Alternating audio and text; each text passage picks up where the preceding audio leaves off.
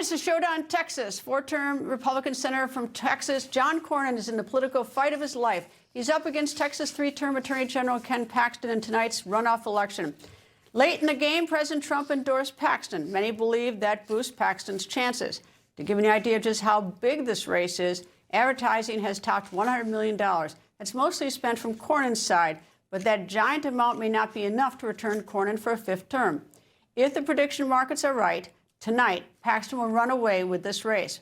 What time do polls close? Well, it depends on where you live in the giant state that is 250 times as big as Rhode Island. Polls close at either 8 p.m. or 9 p.m. Eastern Time. Senator John Cornyn joins me. Nice to talk to you, sir. Hey, Greta. Nice to be with you. Sir, the voters who haven't voted yet and who may be watching this show or listening just want to know why you. What's the big reason to vote for you over Attorney General Paxton? What would you focus on?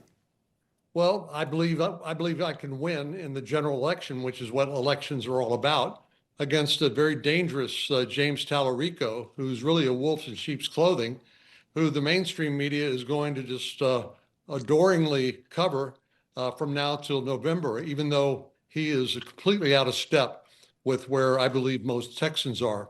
If Paxton were the nominee, he'll spend most of his time trying to defend his scandalous record that we are now litigating in the primary. And I think that's going to scare off some independent voters who are going to be necessary to support our nominee.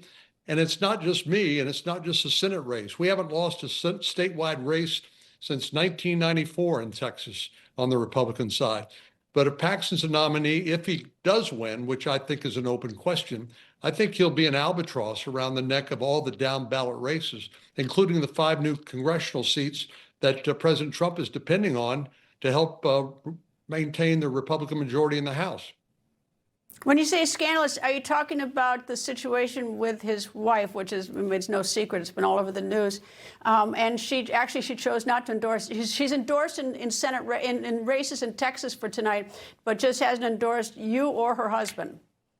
Yeah. Is that the scandalous part you're talking about? No, there's so much more.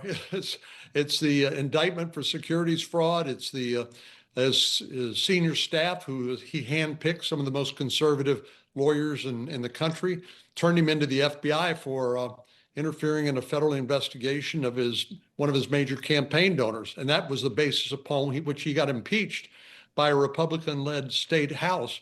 And he ultimately ended up hanging the Texas taxpayers with a $6.6 million judgment there that he won't have to pay, but the taxpayers will because of his misbehavior. And the list really just goes on and on and on. Why do you think that President Trump, it didn't happen until actually the 11th hour almost, he just recently decided to endorse, but why, did you have a conversation with President Trump about it, or did he call you and say, I'm going with Paxton, or what impact do you think it'll have on the race? Well, I've talked to the president on a regular basis, but he did not give me a heads up on this. I think it wasn't so much about me, which means this is different than Kentucky with Thomas Massey or Bill Cassidy in Louisiana, because he's called me a friend and a good man, and I voted with him 99.3% of the time. So this is more, I think, about the president's frustration with the Senate. And as you know, he wants what he wants, and he wants it yesterday. And particularly on something like the Save America Act, which I'm an original co-sponsor of and support wholeheartedly. He wanted to get that done, but we did not have yet the numbers to pass that. So I think he's trying to send a message to the Senate Majority Leader and others that to get in line. But, you know, in the end, Greta, Texans are going to be the ones to choose our leaders here. And I'm well known and I believe well trusted by the Texas electorate. They're all 30, well, maybe not all 32 million of us, but I've served in this position a long time, and I think they trust me. I don't think they can trust Ken Paxton.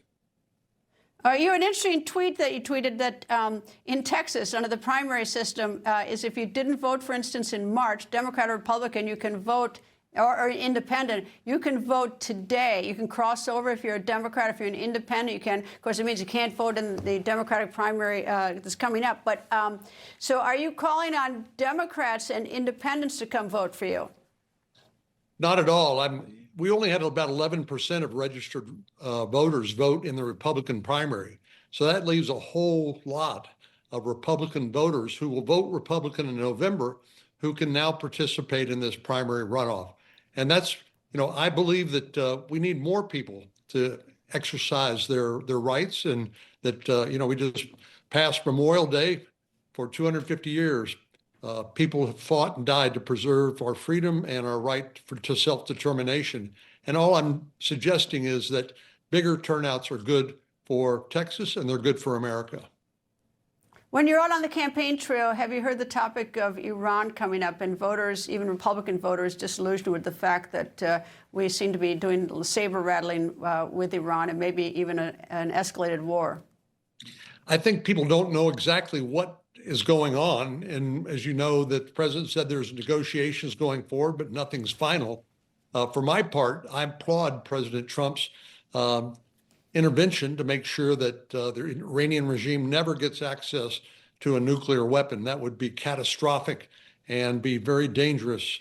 So I applaud that, and also the work that we've done with the Israeli allies to combat these proxy forces that have so much American and other blood on their hands. But I don't think we can leave without the Strait of Hormuz being opened. We can't leave that in the hands of the Iranian regime.